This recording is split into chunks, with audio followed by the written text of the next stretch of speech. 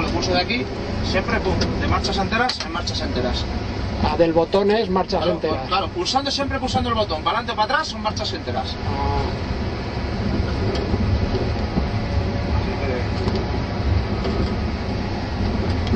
Sí, ahora, que quieres que cambie el solo, le das así y te pone la que quiere. A ver, ahora subió media, como vamos despacito, te ha metido media. Ahora otra vez te mete una y media, o te... Para que yo prefiero hacerlo así, oye, pues ya le controlo yo, ¿sabes? sí, sí. Luego ya esto es a...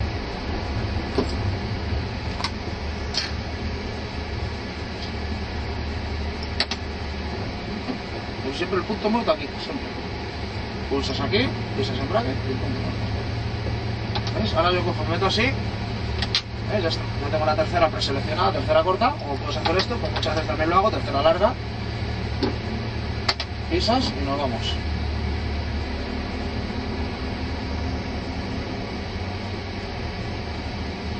Bueno, además ya te digo, más un camión igual que otro.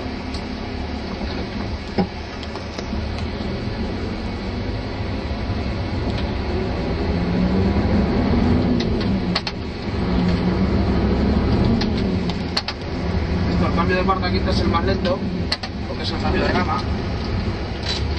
Eso sí, la cabina se mueve como los precios, ¿eh? Cabina de esta flotante, que mira cómo se pone. Sí, sí, joder.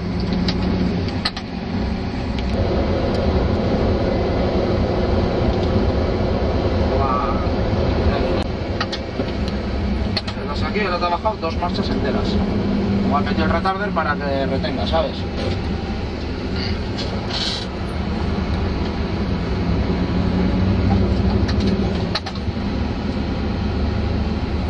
Esto no tiene esencia ninguna, tío. Cacharro como otro cualquiera.